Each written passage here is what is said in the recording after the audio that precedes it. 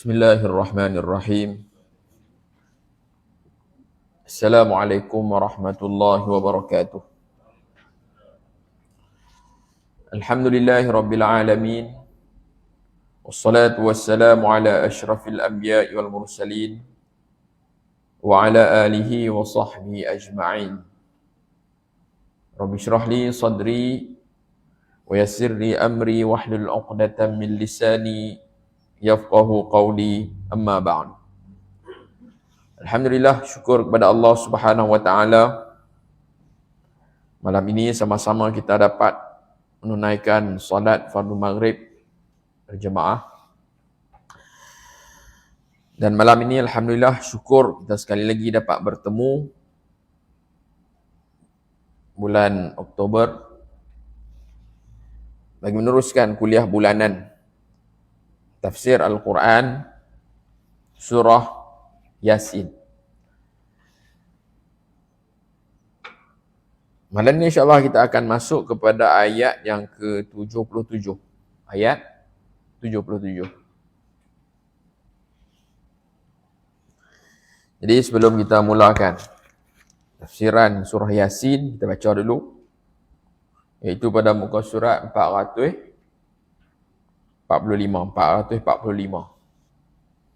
Ayat 77.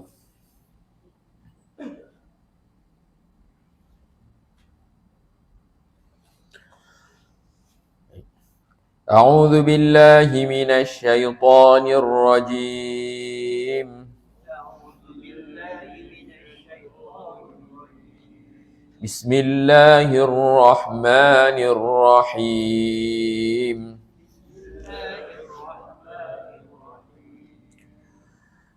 Awalam yaral insanu anna khalaqnahu min nutfatin fa idza huwa khasimun mubin.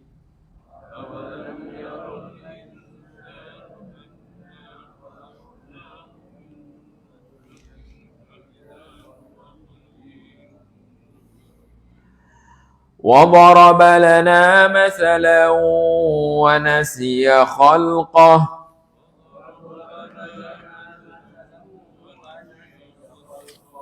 قال من يحيي العظام وهي رميم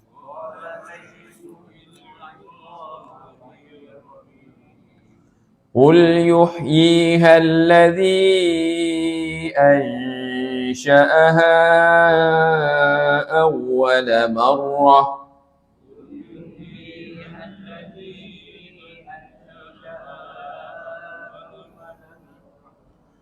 وهو بكل خلق عليم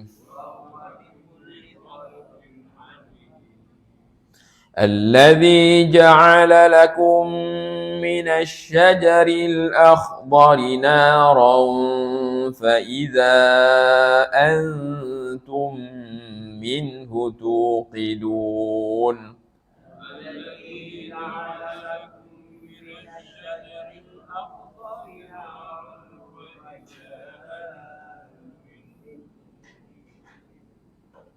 أوليس الذي خلق السماوات والأرض بقادر على أن يخلق مثلهم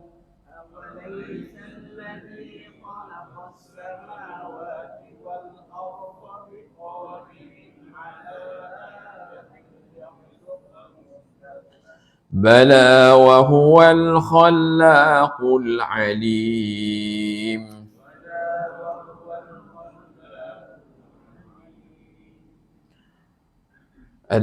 إنما أمره إذا أراد شيئا أن يقول له كن فيكون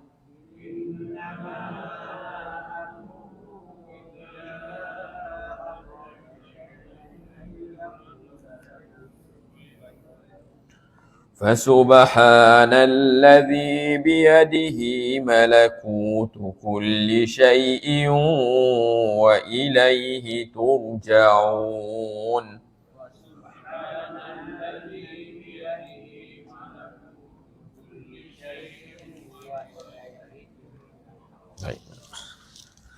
Sadaqallahul azim. Baik, itu ayat 77 sehingga 83. 77 sehingga 83 akhir surah Yasin. Sempat tak sempat tak tahulah malam ni. Saya cadang tu nak habiskan. Terus tengok keadaan je lah. Masa dia tak dan. Baik, ini surah Yasin. Kita berada di pengakhiran surah Yasin. Kita berada pada khatimah surah, iaitu bermula daripada ayat 69. Hari itu kita dah bahagikan surah ini kepada 3 bahagian, iaitu pembukaan, muqaddimah surah, matan surah dan khatimah surah. Jadi khatimah ni penutup. Apa yang ada penutup ni kena diulang balik apa yang disebutkan dalam fasa-fasa yang kita telah jelaskan sebelum ini. Yang pertamanya yang ada dalam khatimah surah iaitu berkaitan dengan risalah. Hakikat risalah Nabi dan peranan Rasul itu sendiri. Ini pada penutup surah Yasin. Benda ini disebut pada muqaddimah dulu. Berkaitan dengan Rasul, iaitu pada ayat innaka laminal mursalin. Kemudian yang kedua Allah sebut tentang kekuasaan dia juga, iaitu berkaitan dengan binatang ternakan. Penciptaan binatang ternakan. Ini dia ulang balik tentang kekuasaan Allah. Sebelum ini dah sebut 3 kekuasaan Allah, iaitu bumi yang kontang, kekuasaan Allah di cakrawala, kekuasaan Allah di lautan. Maka dalam penutup ini sebut tentang binatang ternakan, iaitu pada ayat 71, 73. Kemudian yang ketiganya dalam khatimah surah ni Allah sebut tentang golongan yang kufur kepada nikmat Allah Subhanahu wa taala. 74, 76. Malam ini 77. Allah sebut 77 sehingga 81, Allah sebut balik bukti-bukti kekuasaan Allah Subhanahu wa taala. Dalam matan surah, dalam isi penting surah dulu pun dah sebut 3 kekuasaan Allah Subhanahu wa taala. Maka di sini disebut balik bukti-bukti kekuasaan Allah Subhanahu wa taala, dan akhirnya surah ini ditutup dengan satu kesimpulan yang merangkumi semua, iaitu pada ayat 82, 83. Baik, malam ini kita masuk tentang bukti-bukti kekuasaan Allah Subhanahu wa taala. Dalam matan surah dah sebut, sekarang dalam khatimah surah juga sebut balik. Ayat 77, 78, 79, 80, 81. Iaitu di sini Allah sebut 3 tanda kekuasaan Allah Subhanahu wa taala sebagai tambahan daripada yang sebelum ini. Kekuasaan Allah menghidupkan maitatul ard. Wa min ayatihi, mana tanda-tanda kekuasaan Allah itu Allah menghidupkan bumi yang mati. Iaitu pada ayat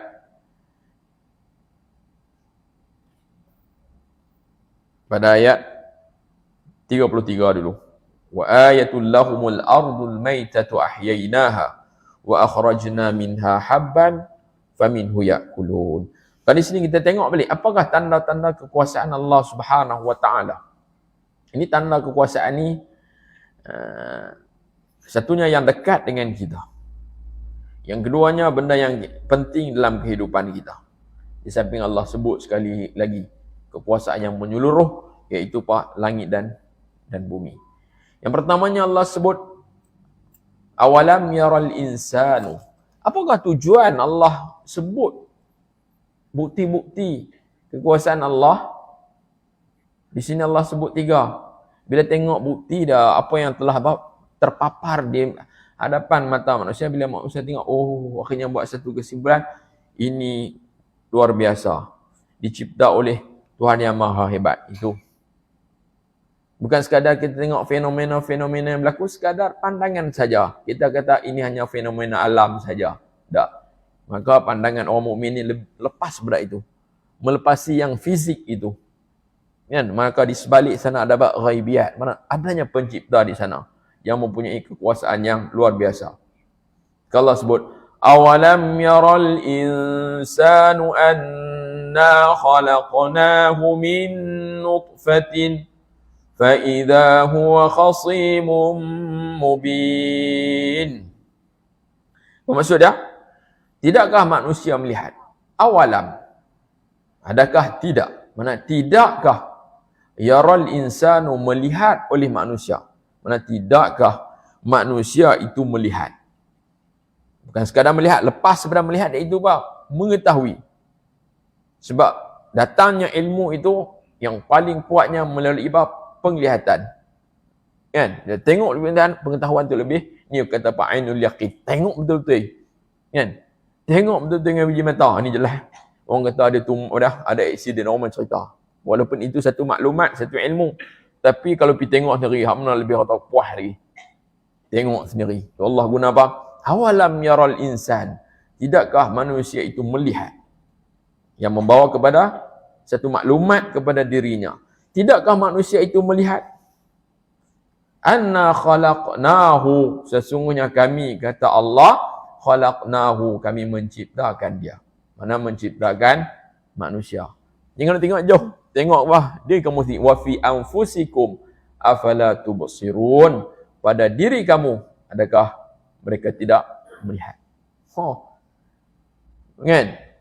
Dalam Jauharatul Tauhid kata apa? Fanzur ila nafsika summan taqili lil alamil ulwi thumma sufli tajid bihi sun'an badi al hikami ya'ti bihi ya'ti dalilul adami. Mana apa?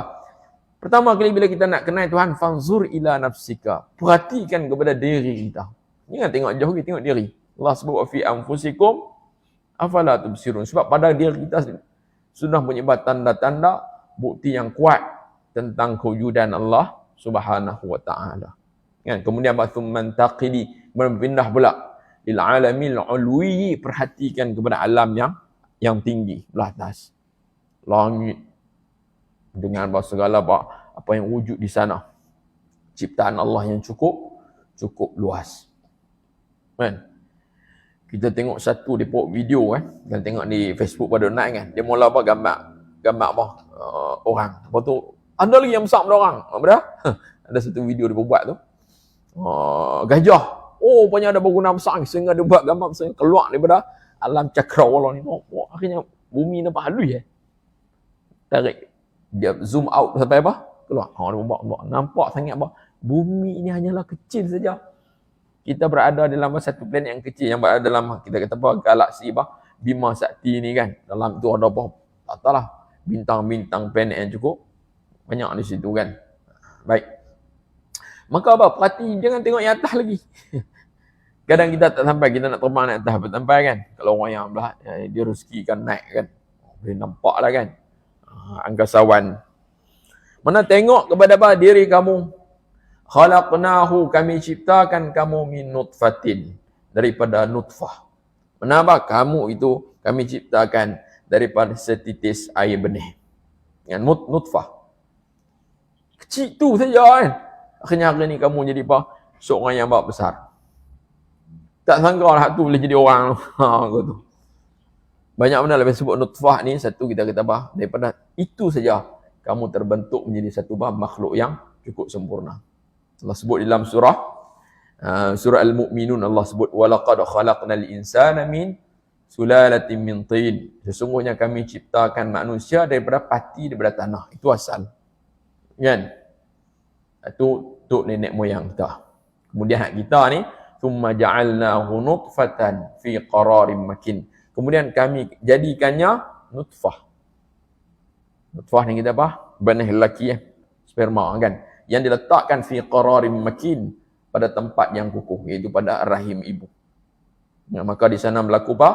Persenyawaan di sana. Kan? Kemudian apa? Daripada itulah maka terbentuk thumma khalaqna nutfata alaqatan. Kemudian kami jadikan daripada nutfah itu alaqah. Kan? Kami jadikan daripada nutfah itu alaqah. Mana jadi apa? Seketul darah yang melekat di dinding rahim. Hasil daripada persenyawaan kan. Kalau sains ni kita bahas zygote kan. Zygote ni. Dalam masa apa? 3 hari ke 7 hari. Itu panggil apa? Alaqah. Kan? Dan Allah sebut lagi. Fa khalaqnal 'alaqata mudghatan. Kemudian kami jadikan daripada apa? Hak darah tadi itu. Zygote tu mudghatan. Jadi mudghah lah iaitu apa? Seketul daging dah. Embrio kan. Itu minggu yang keberapa? Yang kelima. Dia bentuk lah.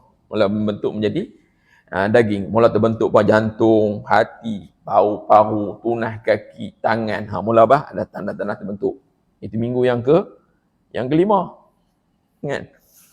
Kemudian daripada mudghah menjadi fa khalaqnal mudghata 'idhaman. Kemudian daripada seketul daging itu kami jadikan tulang, 'idhaman.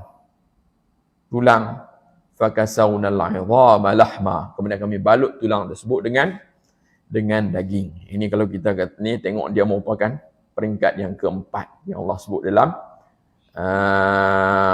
surah Al-Mu'minun. Mana peringkat yang keempat proses kejadian manusia.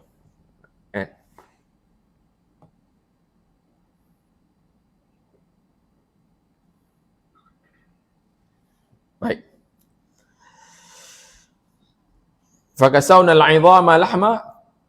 Kemudian Allah sebut thumma ansha'nahu khalqan akhar. Kemudian kami jadikan manusia itu satu makhluk yang lain, yang dah sempurna, dah menjadi janin yang sempurna, kemudian dilahirkan oleh ibu tersebut.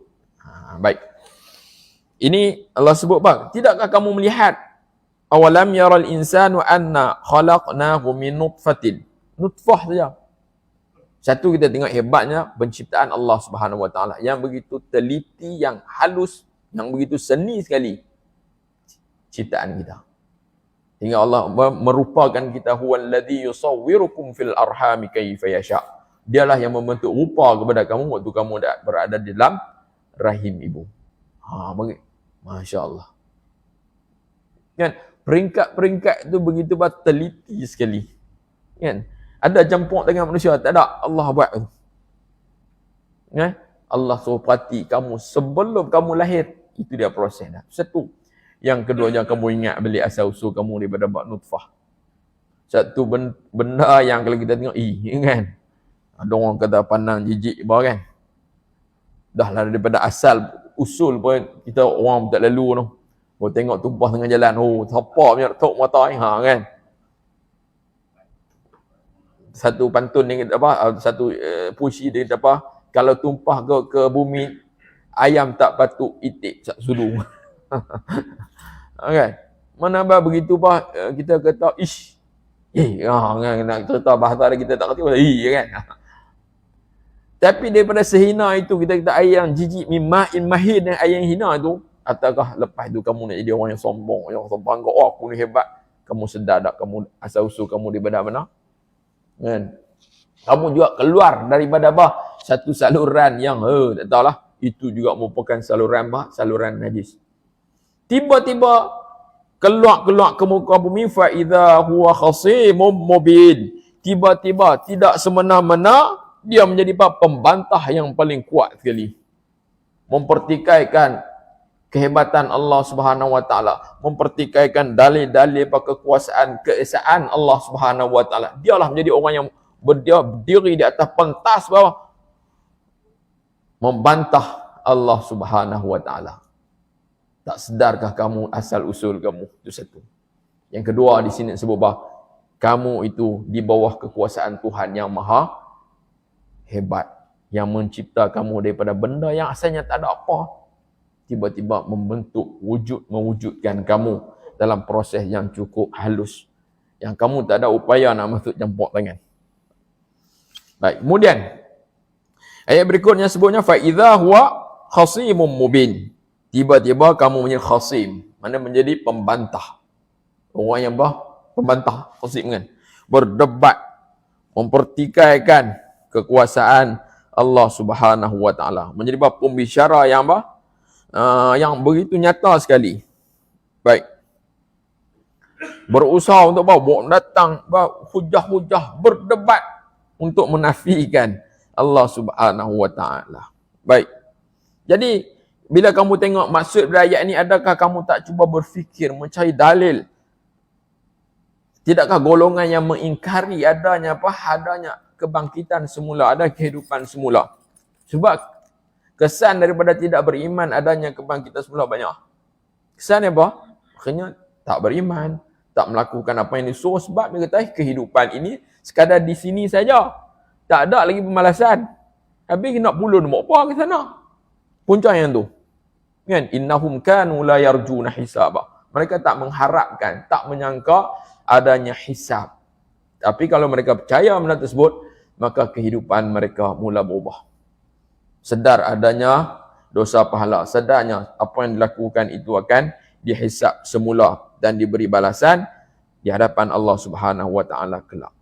Jadi orang yang ingkar kepada al-ba'thu ini, takkah mereka cuba berfikir bahwasanya dia kata, oh ada permulaan. Penciptaan awal tu dia yakin ada. Mereka boleh lihat, nampak bini mereka beranak. Mereka tengok proses perkelahiran itu berlaku. Proses kewujudan asal tu, hak pertama kali tu ada. Tapi tiba-tiba berperikal, pengulangan semula. Kan? Pengulangan semula, mati, lepas tu dihidupkan semula. Tak percaya tu. Sebab memang benda tu bukan berlaku lagi. Tak berlaku lagi. Akhirnya berkata, alah kita mati tak ada apa. Tuhan mana ada kuasa untuk menghidupkan semula manusia. Kan? Macam-macam dia kata. Kalau kita baca dalam surah وَقَالُوا أَإِذَا ضَلَلْنَا فِي الْأَرْضِ أَإِنَّا لَفِي خَلْقٍ جَدِيدٍ. Adakah bila kamu dah telah hancur duk bumi, adakah kami akan menjadi satu makhluk yang baru pula? Kan? Balil insan pada surah Al-Qiyamah juga Allah sebut, la uqsimu biyaumil qiyamah wa la uqsimu bin nafsil lawamah ayahsabul insanu allan najma'a 'idhamah. Adakah manusia menyangka kami tidak mampu untuk menghimpun semula tulang belulang dia? Kan? Adakah manusia menyangka kami tak mampu untuk impun semula tulang belulang? Kan? Kami dah jadi hancur dah. Tak ada, mana ada kehidupan semula.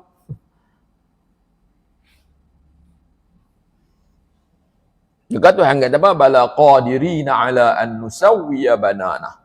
Bahkan dia mampu, dia berkuasa untuk menyusun semula hujung-hujung jari.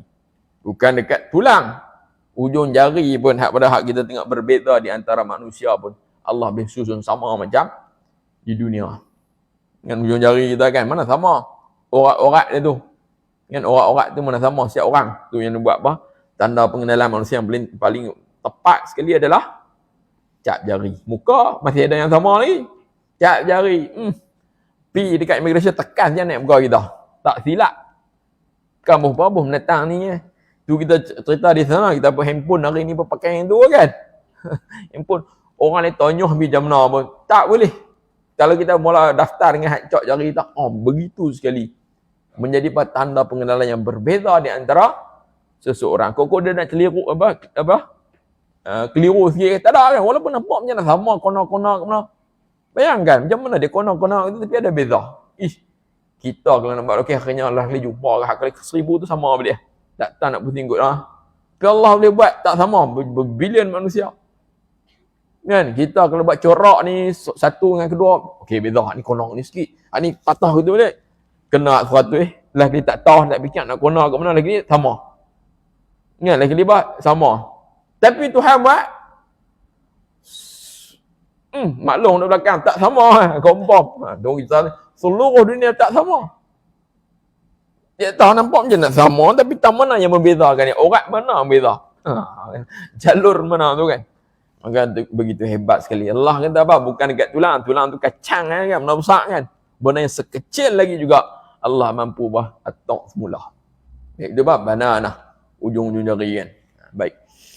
Jadi kata Syekh Ali Sabuni dalam tafsirnya bila dia menghuraikan menafsirkan ayat bala qadirina ala an nusawiya bananah. Dia kata pada sebut di sini dengan perkataan banan kan, bananah ujung jari ni, jari. Yang ni ujung-ujung jari kerana ciri-cirinya yang unik, buatannya yang rapi, kerana jalur-jalur halus yang terdapat di hujung jari seseorang individu tidak sama dengan individu yang lain di muka bumi ini. Oleh kerana itu, dunia pada hari ini amat bergantung kepada cap jari dalam mengenal pasti identiti seseorang. Jadi orang yang mengatakan Allah tak mampu untuk hidupkan semula, Allah tak mampu untuk kumpul balik tulang-tulang hingga terbentuk kembali manusia. Tapi Allah kata apa? Sebut benda ini benda yang lebih rumit pada manusia itu pun Allah boleh buat semula dengan sempurna hingga terbeza dengan manusia. Sebab bila manusia mati masuk dalam tanah, ada satu benda yang masih kekal sebagai asas kepada seorang manusia. Hancur ke mana pun asas dia masih ada, iaitu berada pada ajbul zanab kan. Ajbul zanab dia tak akan dimakan oleh tanah. Daripada itu manusia akan dibangkitkan semula. Kalau sains ni kita koksik tu, tulang koksik tu. Mana kalau waktu manusia mula dicipta pun selepas berlaku persemanyawaan pada minggu berapa ni, maka di situ yang asasnya akan bermula, kemudian kembang, iaitu pada ajbul zanab. Nabi kata kullu bani adam ya'kuluhu turab illa ajbul zanab. Semua anak Adam ni akan dimakan oleh tanah, melainkan ajbul zanab. Kita kata tulang ekor. Kalau orang tu ada terjemah tu kan, tulang ekor. Kan? Minhu khuliqa. Daripadanya manusia diciptakan. Mana manusia disusun daripada asas tu ialah daripada ajbul zanab. Kausi tersebut. Jadi akhirnya terbentuk waktu dalam perut. Wa fihi yurakkab, dan padanya manusia akan disusun semula ketika mana dia dibangkitkan daripada kubur. Tanda tu masih ada. Dia betul macam tumbuh, macam kacang tumbuh naik kan. Baik. Jadi tanda yang pertama Allah sebut walam yaral insanu anna khalaqnahu min nutfatin fa idza huwa khasimun mubin. Ayat berikutnya wa daraba lana masalan wa nasiya khalqah qala man yuhyil 'idhama wa hiya ramim. Dahlah jadi pembantah yang kuat. Oh, pandai sembang, cukup hebat. Cakap pandai. Wa daraba lana masalan. Dia cuba buat untuk kami ini misalan. Dia cuba mengemukakan misalan. Perbandingan. Wa nasiya khalqah. Sedangkan dia lupa asal kejadian dia. Penciptaan dia. Pandai pula duk cakap. Cakap je nak buat main hujah pun. Hujah ni kalau orang tahu Allah. Betul tu sampah kan. Tak berguna pun. Cakap pandai. Sedangkan dia tak sedar. Siapa dia? Bila dia bermula? Bagaimana dia bermula? Kan? Wa nasiya khalqah. Dia lupa tentang kejadian dia. Ini dia telah menyebut satu benda yang pelik. Buat contoh yang agak ganjil. Dia rasa i'adah tu, kebangkitan semula adalah benda yang pelik mustahil nak berlaku macam tu. Sebab ujah mereka bila binasa dah tidak ada lagi kehidupan semula kan. Dia kata apa? Qala man yuhyil 'idham. Siapakah yang akan menghidupkan tulang-tulang? Siapakah yang akan menyusun balik tulang-tulang? Wa hiya ramim, sedangkan tulang itu telah telah hancur binasa. Kan? Siapa yang boleh buat macam tu? Oh, pandai ujah, cakap pandai. Mana ada kehidupan semula ni. Nanti kita hancur. Siapa nak kembangkan semula, nak hidupkan semula, nak susun balik jadi kita macam hari ni. Dia kata, siapakah yang dapat menghidupkan tulang-tulang yang telah hancur seperti debu? Kan? Mungkin ada tulang yang telah hancur. Macam mana nak susun semula tu? Payah ni. Tapi dia lupa asal kejadian dia. Daripada tak ada apa. Kan? Daripada tak ada apa. Tiba-tiba wujud lebih susah itu. Itu pun Allah boleh buat. Soalan kalau bagi Allah tidak ada susah dan senang. Semuanya mudah saja bagi Allah. Tapi kalau kita tengok antara nak memulakan penciptaan dengan mengulang semula penciptaan, mana lebih susah? Nak buat awal tu. Sebab contoh tak ada. Yang kedua nak buat macam mana kan? Memang susah. Kan? Kita nak buat satu macam orang-orang yang mula-mula mereka komputer ni, orang komputer pertama tu. Susahnya nak fikir. Tapi kalau nak buat semula dah tahu dah, susun macam ni, supaya macam ni, hak ni duduk sana ni kan, sesuai dah. Dah mudah dah. Dah ada contoh. Sedangkan penciptaan awal marrah itu, waktu permulaan yang pertama tu, kali yang pertama tu memang sukar. Tu pun Allah boleh buat. Nak ulang semula, kita kata apa? Lagi kacang kan? Macam tu. Jadi ini ayat ini mengajak manusia supaya berfikir. Manusia yang mengingkari adanya hari kiamat ini. Maka akidah berkaitan dengan kiamat satu akidah yang cukup penting. Disebut apa? Yu'minu billah wa bil yaumil akhir. Selalu kita jumpa dia pasangannya beriman dengan Allah, beriman dengan adanya hari akhir. Nampak penting di sana. Sebab dia membawa kepada membentuk kehidupan seseorang waktu di dunia ini. Kan? Semakin kuat keimanan kita dengan hari kiamat, semakin kuat keyakinan adanya hari kebangkitan ini. Keyakinan, perasaan ada tersebut, dia mendorong kehidupan seseorang. Kan? Dia kata apa? Ya Allah kan? Mana apa? Persediaan ke arah menuju hari tersebut. Baik. Kemudian Allah sebut pula, oh tadi pandai komen. Kan lah ni kan buat cakap pandai komen kan, kadang tersasar. Dia kata apa? Man yuhyil mauta, man yuhyil 'idham. Siapakah yang akan membangkitkan, mengumpul semula, menghidupkan semula tulang-tulang sedangkan dia telah berhancur sebagaimana hancurnya debu yang bertebangan. Kumpul balik tak tahu pergi mana. Kan? Kalau kata orang tu mati, tulang dah sini, ada yang kena pergi sana. Macam mana?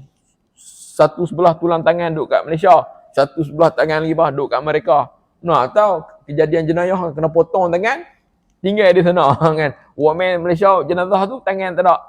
Macam mana nak kumpul semula? Dia fikir tu, tu saja fikir. Mana dia nanti hari akhirat tangan tak ada kan. Selalu fikir tu kan. Tapi di hari akhirat kelak manusia akan dibangkitkan semula daripada ajbuz zanab. Kemudian Allah sebut balik, qul yuhyiha alladhi ansha'aha awwala marrah wa huwa bikulli khalqin alim. Qul, kata olehmu wahai Muhammad. Ini nak menjawab balik kata-kata orang yang ingkar tadi. Yuhyiha alladhi ansha'aha awwala marrah, yang akan menghidupkan tulang tadi, yang telah hancur, yang telah lenyap, yang telah dimakan tanah. Siapa yang akan menghidupkan semula? Yuhyi alladhi, iaitu Tuhan yang alladhi, mana Tuhan yang ansha'aha, yang menciptakan tulang tersebut awwala marrah, pada bab penciptaan yang pertama, pada bab awal-awal dulu. Tuhan yang cipta tulang tu lah. Satu hari nanti dia akan hidupkan semula tulang yang telah hancur tersebut. Dia buat macam mana? Dulu daripada tak ada apa-apa pun boleh buat, ni dah ada, cuma dihilang, buat balik. Kan? Tak payah mana. Allah sebut balik tentang al-bad'u, tentang permulaan. Bila mana orang mempertikaikan i'adah, pengulangan semula, maka hujah dia apa dia? Al-bad'u. Awal penciptaan itu. Hujahnya. Mana Tuhan yang berkuasa untuk memulakan penciptaan, Tuhan itu juga berkuasa untuk mengulangi semula penciptaan tersebut. Maka ini Allah sebut kepada Nabi, qul yuhyiha alladhi ansha'aha awwala marrah.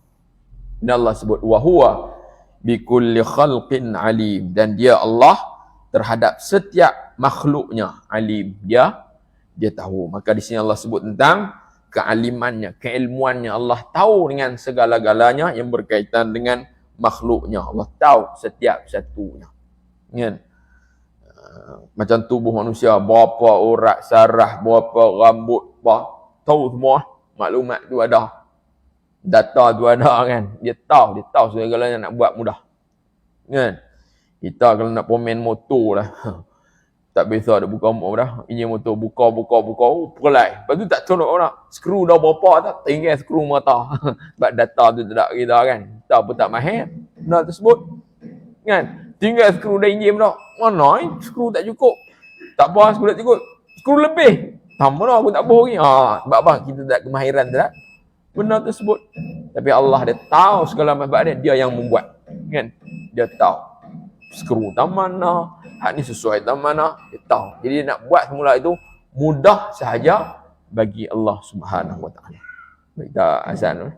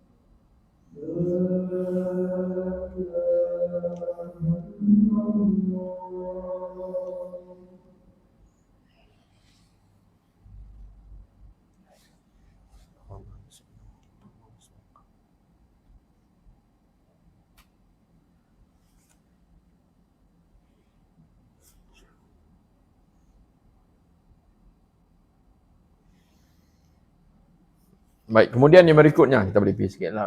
Ni insya awal tu. Pukul 9 baru satu sunyi.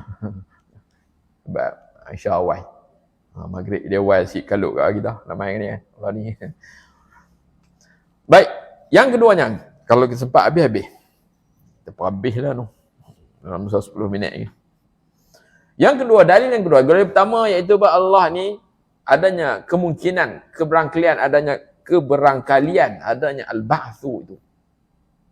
Iaitu yang dibuktikan. Allah sebut tanda-tanda kekuasaannya. Yang natijahnya, kesimpulannya Allah berkuasa untuk membangkitkan semula manusia. Tadi Allah sebut. Hujah yang pertama ialah penciptaan awal. Hujah pertama adalah penciptaan awal, penciptaan manusia. Itu bukti bahasanya Allah berkuasa untuk ulang semula. Sebab Tuhan yang sama. Bila kamu mengiktiraf kekuasaan Allah, ia berkuasa menciptakan kamu. Tiba-tiba kamu menafikan kekuasaannya. Oh, mana kamu percaya dia berkuasa satu sudut dan dia tidak berkuasa di satu sudut yang lain. Apa macam ni pegangan? Kan? Maka hujah yang pertama adalah penciptaan awal. Kemudian yang kedua Allah sebut hujahnya. Itu Allah sebut alladzi ja'ala lakum minasyajaril akhdari nara fa idza antum minhu tuqidun. Ini bukti yang kedua Allah cuba kemukakan. Maka pada ayat ini juga ada unsur-unsur apa? I'jaz ilmi, i'jaz kauni yang ada pada alam ini. Fenomena yang ada ini yang agak luar biasa. Iaitu Allah sebut alladzi. Dia ni juga yang akan menghidupkan tulang ini, membangkitkan tulang ini, iaitu apa? Tuhan yang apa? Ja'ala lakum, yang menjadikan untuk kamu, Tuhan yang menjadikan untuk kamu. Bila sebut ja'ala lakum, jadi untuk kamu, itu jadi itu untuk apa? Dia cipta untuk manfaat kamu, lakum. Iaitu apa? Minasyajaril akhdari nara, daripada pohon-pohon, pokok-pokok yang hijau, akhdar. Ditafsirkan akhdar ini maksud pokok yang masih basah lagi. Ya? Nara, Allah keluarkan api. Daripada apa? Pohon yang masih hijau, yang masih ada unsur air dalam tu, yang masih basah lagi, boleh dijadikan api. Kata Imam Ibn Katsir, ada dua jenis pokok yang macam tu. Satu nama dia marah. Satu lagi pokok ma'ifar yang ada kat tengah Arab kan. Kat Malaysia aku ada pokok ni tu kan. Pokok ni masih hijau kan. Dia basah. Tapi bila nak keluarkan api, pelaga dua-dua keluar api. Luar biasa. Kan? Pokok tersebut. Tuan-tuan boleh search di internet apa pokok ni. Marah. Mim, raha, satu lagi ifar kan. Ada satu pokok tu macam mana tak. Kat Malaysia kita nak terjemah pokok apa tak. Kan? Mana daripada dahannya tu ataupun ranting tu, pelaga dua-dua pelaga macam orang duk pelaga batu kan, teman-teman dulu nak keluarkan api. Maka daripada ranting tersebut, pokok tersebut yang masih apa? Masih hijau. Bila kita hijau ni dia masih bukan kering lagi. Kan? Tonyoh puk, keluar api. Kita tengoklah zaman-zaman dulu kan. Kan? Orang di zaman Mesopotamia ke apa itu dalam gua dulu kan. Tengok zaman-zaman dulu ni. Zaman batu orang nak sebut je tak tahulah. Ingat. Nak keluar api apa? Tonyoh batu akhirnya apa? Ada percikkan api lalu apa? Dimanfaatkan api tersebut. Maka api juga yang Allah jadikan untuk kamu itu lakum. Ada manfaatnya. Oh, kalau tak ada api ni ayam juga nak makan apa? Sebab apa ayam sedap? Ayam panggang sedap. Ayam kita masak apa sedap? Sebab apa? Sebab ada api. Try tak ada api. Bulan puasa bakit dua pagi. Kelepah. Gas habis. Nanya hari tu. Buka peti kami cari Maggi, rendam tu lah. Tu pun ayak rendam ayak sejuk. Tak sedap lah tu. Sebab apa sedap masakan? Sebab api. Rupanya api juga merupakan satu nikmat kepada kita. Allah sebut, ja'ala lakum, untuk kamu. Manfaat untuk kamu api. Jadi kita bersyukur dengan adanya api. Oh, kita ayam panggang tak sedap. Panggang ayam golek ke, daging ke apa, kambing duk golek tu. Sedap pasal apa? Kita sedap kambing, sedap pasal apa tanya? Oh, sebab kita perencah dia. Sebab kita lomok dengan apa ni? Oh, dengan halia apalah hari ni dah. Bukan dia. Hang lomok bila terang benda api tak ada sedap. Siapa nak pergi tokak tu? Kan? Sedap pasal apa? Api, kan? Tu. Mana nikmat api orang tahu sedap kan? Tanya balik. Pasal apa kambing hak golek sedap? Macam-macam dia tu. Oh, chef ni. Sebab tukang masak ni memang hebat kan? Lagi kita sebab api. Boleh juga lah kan? Hak lain pun betul juga lah. Tapi kalau tak ada api tak jadi juga. Tak dinamakan kambing golek kalau tak ada api. Gitu lah. Mana amat besar sekali manfaat daripada api. Gas tak ada seminggu. Susah hati. Gas naik harga. Susah hati. Nak makan apa lepas ni? Kan? Ni api. Tapi yang menarik di sini Allah sebut satu ungkapan itu. Syajaril akhdari nara. Daun atau pohon pokok yang hijau yang masih basah dalam mufassir sebut gitu. Tiba-tiba daripada pokok ni tiba-tiba keluar api plek lagi dah. Sebenarnya kena beri kering dulu kan. Baru api nak naik. Tiba-tiba dengan dua ranting ini walaupun masih basah, keluarkan api. Siapa yang mengeluarkan api tersebut? Kalau kita fikir saja, tak lepas api mesti basah ni payah noh. Kayu api basah, hang akhirnya makan nasi mentah. Tak ada api ya, sikit perut. Kan. Tak ada api, sikit perut. Tengah-tengah masak tak ada masak lagi habis, tak tahu nak jalan. Jamu gila, nampak bobo sikit. Tengok 3 hari, 300 orang masuk hospital. Cerit-berit. Apa lagi habis? Nampak. Maka di sini api itu merupakan satu nikmat. Yang keduanya tanda kekuasaan Allah. Allah keluarkan api daripada pohon, daun, ranting, pokok yang masih basah lagi. Jenis pokok yang kita sebut tadi. Masih merujuk kepada dua pokok itu. Mungkin ada lagi. Pokok di Malaysia ni ada juga pokok-pokok ranting yang boleh mengeluarkan api. Kan? Maka bagaimana Allah yang kalau kita fikir tak lepas api macam mana boleh keluar api? Itu pun Allah boleh buat macam tu. Bagaimana manusia hak kena mati takkanlah tak berkuasa untuk hidupkan semula manusia. Nampak macam akal tak lepas api. Kalau tengok pokok tu tak lepas api juga.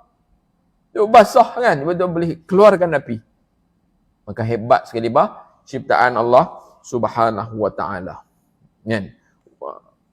Kemudian sambungan ayat dia kata apa? Wa minhu, dan daripadanya tuqidun, kamu menyalakan api kan.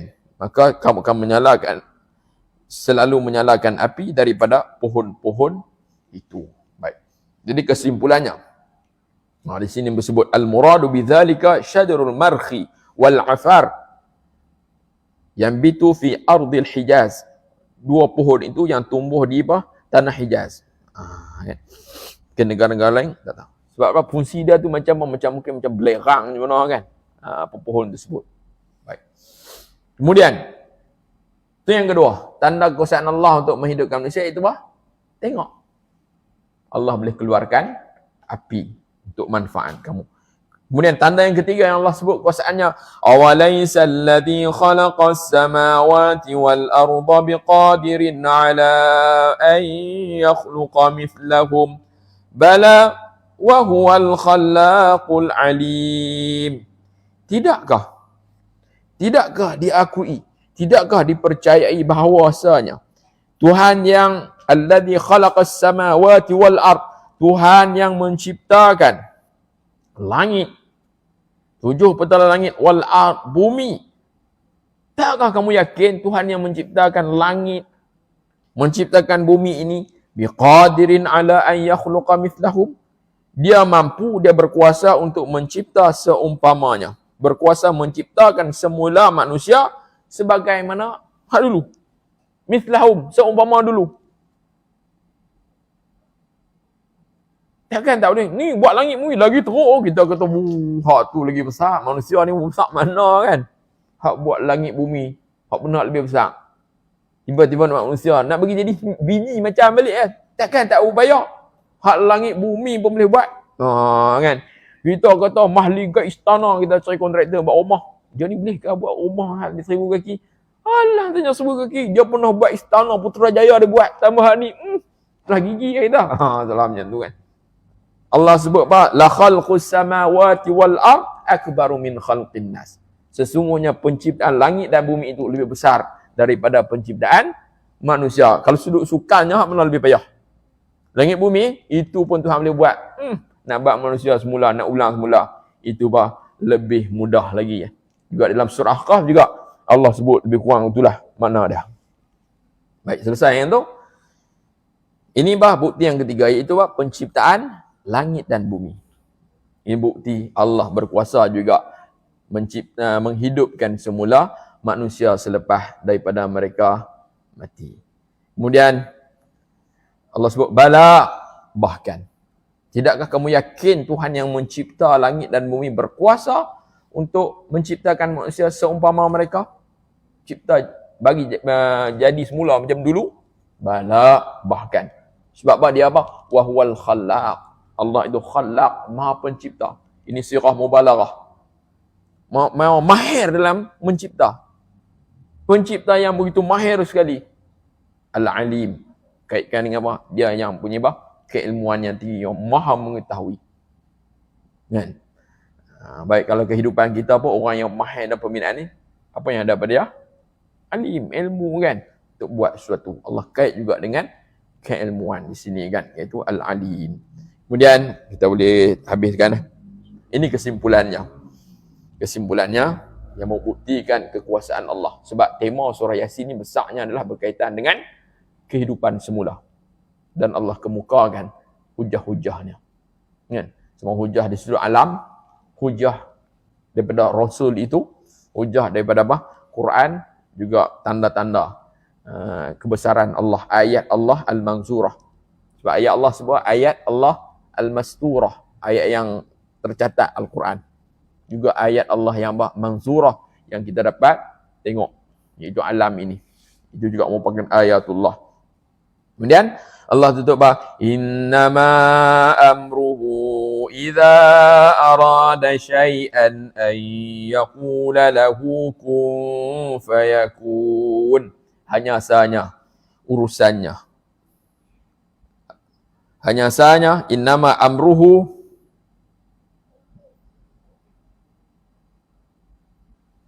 sesungguhnya amruhu, keadaan Allah Subhanahu wa taala untuk menciptakan fi ijadil asya', untuk mencipta sesuatu, idza arada syai'an, apabila dia kehendaki untuk buat, an yaqula lahu kun fayakun, bahwa dia kata baginya kun, jadilah, maka jadilah. Begitu pantas, begitu hebat kuasa Allah. Kalau dia kata nak buat je, maka jadi. Apa sini? Bukan maksud di sini, ni kena faham, bila kata Allah cipta dengan apa? Allah cipta dengan sifat kalamnya, kun. Bila nak buat satu, kena kata kun, baru jadi kan. Bukan itu maksud dia. Nak cerita apa hebatnya kuasa Allah ni, bila kata dia nak buat tu tak tangguh-tangguh ni. Nak buat, jadi. Begitu pantas sekali. Ini yang panggil isti'arah tamthiliyah. Mana begitu pantas sekali. Mana isti'arah tamthiliyah? Iaitu dia mentashbihkan kepantasan pelaksanaan sesuatu itu tanpa ada halangan. Kata nak buat jadi. Kan ni kata orang apa? Pernah Menteri ke Sultan, aku nak buat, kata aku nak buat macam ni. Kena buat. Tak ada halangan lagi itu sebab dia punya kuasa mutlak. Kalau orang yang kuasa pun tak apa, masih terhad nak buat, selalu nak minta kelulusan bos atas. Itu masih terhad lagi kuasa dia. Tapi kalau dia betul-betul bos segala bos, aku nak buat ni, tak ada siapa boleh halang hang yang nak kata apa. Aku kuasa mutlak. Mana ini menggambarkan kekuasaan Allah bersifat mutlak. Dia kata nak buat, tidak ada halangan lagi. Terus jadi. Yang ini dia kata isti'arah tamthiliyah syubbiha shibhu sir'atil injazi lil asya' bi amril muta' min ghairil imtina' wala ta'khir. Tak ada apa tangguh-tangguh dah. Tak nak buat. Kehendak Allah Subhanahu wa taala, iradah. Sifat iradah Allah Ta'ala apa yang telah menentukan. Itu ada kita tarikh bagian manusia akan ada. Sampai je tarikh tu ada. Tanpa ada tangguh, tanpa ada halangan ketiga itu. Sebab dia berkuasa penuh. Ni seolah kata kun, jadi, jadi. Kalau kita jadi, tengok lo boleh jadi dibatalkan kan. Sebab apa? Keadaan tidak mengizinkan. Kan. Kita memerlukan perkenan daripada tuanku. Contoh kan. Itu masih terhad lagi. Tapi kuasa Allah Subhanahu wa taala begitu. Maka Allah cipta dengan kudrah dia. Hebat kudrahnya tu tidak ada halangan. Seolah betul kata jadi, jadi. Kita macam tu aku ni kalau kata jadi, jadi. Nama hebat. Betul-betul iman ni kemah dia tu. Kata minggu depan kita buat nuri. Jadi. Kalau orang ni kata minggu depan ni, orang kata tak boleh ni nanti orang susah, dia ada pertikaian lagi kan. Mana dia tak hebat lagi kuasanya tu. Tapi orang yang berpengaruh punya kuasa, dia kata macam tu lah. Ini gambaran hebatnya kekuasaan Allah Subhanahu wa taala, digambarkan macam mana? Kun fayakun. Kata mana nak buat, jadi. Macam tu. Tanpa ada halangan, tanpa ada sesuatu yang boleh menangguhkannya. Maka itu hebatnya kuasa Allah Subhanahu wa taala, sehingga Allah tutup dengan satu buah tasbih, fa subhanalladzi biyadihi malakutu kulli syai'in wa ilaihi turja'un. Mana fa subhanalladzi, maha suci Tuhan. Oleh itu, soalan apa maksud fa subhanalladzi itu? Usabbihu, sabbih, ucapkan tasbih. Bila kita subhanallah, maksudnya usabbihu subhana, aku bertasbih dengan subhana. Mana bertasbihlah, akuilah kesucian Allah Subhanahu wa taala. Alladzi biyadihi, yang di tangannya, di bawah kekuasaannya malakutu kulli syai', memiliki semua perkara. Wa ilaihi turja'un, dan kepadanya kamu semua akan dikembalikan. Ayat ini mengiktiraf, menyebut tentang keagungan, kekuasaan, pemilikan Allah Subhanahu wa taala. Kalau ayat sebelum menceritakan tentang kekuasaan penuh, kuasa penuh Allah Subhanahu wa taala. Ayat ini pula sebut pemilikan penuh adalah milik hak milik mutlak Allah Subhanahu wa taala. Begitu hebat sekali. Jadi semua kamu akan dikembalikan. Semua adalah di bawah milikkan Allah Subhanahu wa taala. Jadi itulah pengakhiran surah Yasin yang Allah gambarkan kehebatan, kekuasaan Allah Subhanahu wa taala. Tujuan semua ini disebut adalah untuk mengisbatkan, membuktikan, menegakkan hujah bahwasanya satu hari nanti selepas kamu semua mati, kamu akan dibangkitkan semula, kamu akan dihidupkan semula. Bila kamu dihidupkan semula, ada kehidupan yang baru di sana, langit yang baru, bumi yang baru, kehidupan yang baru, iaitu di sana tidak ada lagi taklif, semua di sana adalah menikmati apa yang kamu lakukan sebelum ini dengan adanya pembalasan sama ada baik maupun buruk. Jadi kita mohon kepada Allah Subhanahu wa taala, Allah taala pemudahkan urusan kita di dunia ini, mudahkan kita mengerjakan taat kepada Allah. Dengan ketaatan Allah kasihi kita, Allah rahmati kita di hari akhirat kalau Allah bangkitkan kita bersama para nabiyin, siddiqin, syuhada, salihin, dan Allah tempatkan kita di syurganya yang tertinggi. Amin ya rabbal alamin. Jadi sekadar itu saja. Wassallallahu ala sayyidina Muhammadin wa ala alihi wa sahbihi wasallam. Bismillahirrahmanirrahim. Alhamdulillahirabbil alamin wassalatu wassalamu ala asyrafil anbiya'i wal mursalin wa ala alihi wa sahbihi ajma'in. Allahumma inna nas'aluka 'ilman nafi'an wa qalban khashi'an wa 'amalan mutaqabbalan wa rizqan halalan wasi'an wa shifaa'an min kulli da'. Rabbana atina fid dunya hasanah wa fil akhirati hasanah wa qina adzaban nar. Wassallallahu ala sayyidina Muhammad wa ala alihi wa sahbihi wasallam. Alhamdulillahirabbil alamin.